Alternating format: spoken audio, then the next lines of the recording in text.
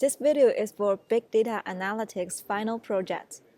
Our topic is disease risk prediction in New York State. Do you know what's the most probable disease you may have now or 10 years later? Every patient will say, if I had known earlier, I would definitely have taken actions to prevent this. Our study seeks to identify the likelihood of having a disease and thus improve the public health. By incorporating machine learning techniques, we are able to predict the most possible diseases for a given individual.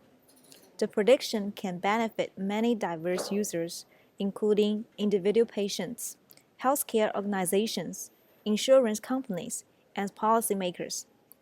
Ultimately, we hope disease prediction can be widely used to address issues of public health and create a better and healthier community.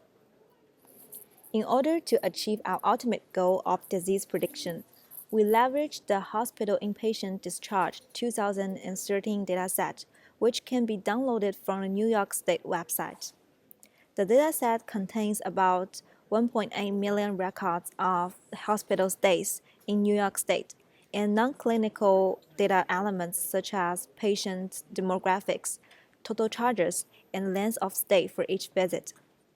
We also utilize Hospital Inpatient Discharge 2010 and 2014 as a compared dataset.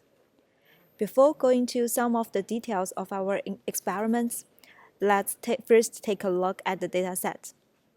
The below four figures shows the distribution of patients across gender, race, age, and sanity. As shown in the histograms, we can find that the dataset is imbalanced across race and sanity. We also find out the top hospital admission reasons based on overall dataset. It shows that the number of live born is extremely larger than other diseases. Since labor cannot be considered as a disease, we will discuss live born and diseases separately. The most challenging part for this project is about the absence of sophisticated data, since healthcare dataset is always confidential.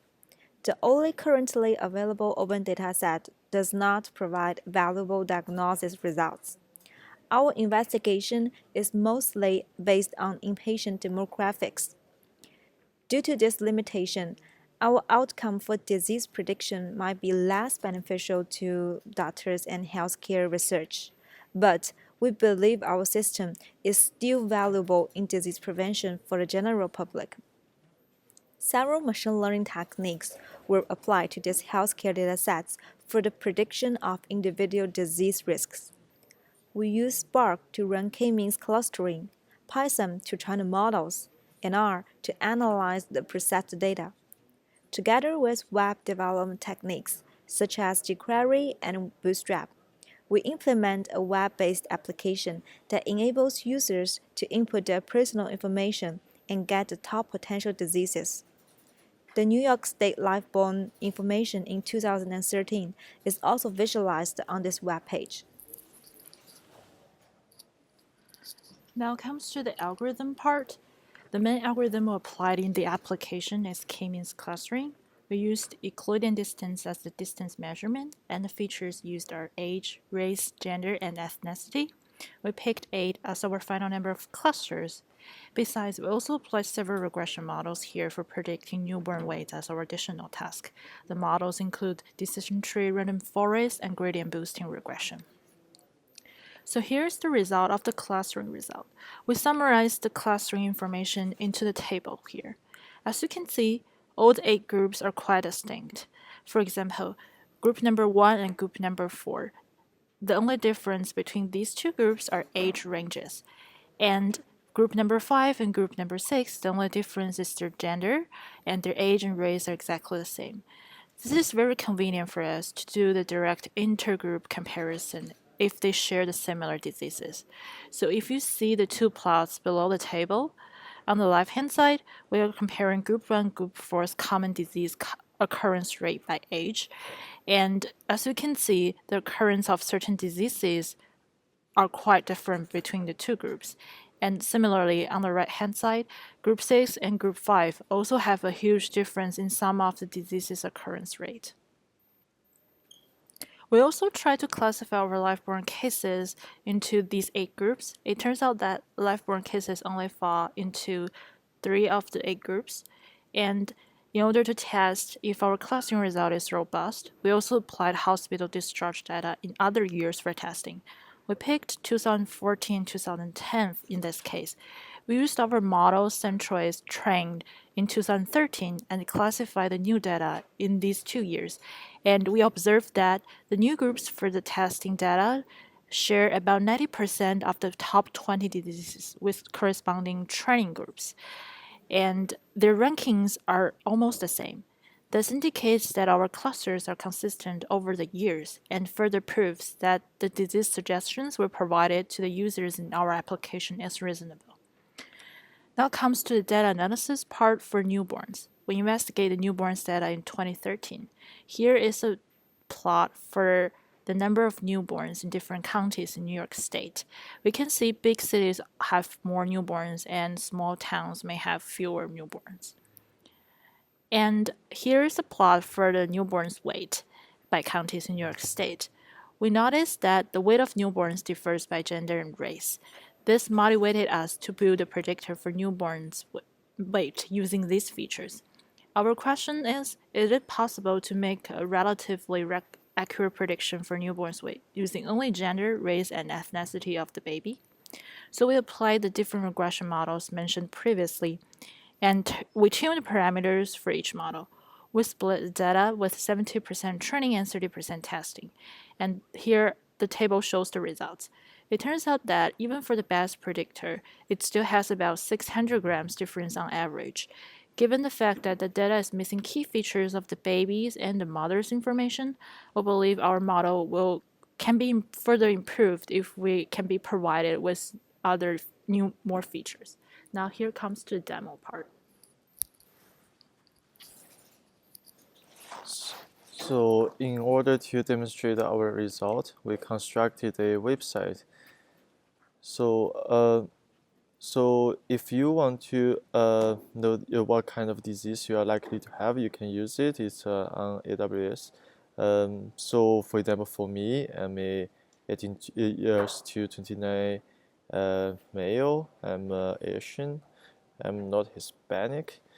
So the website will provide you the 5 most likely diseases to have for you according to our data.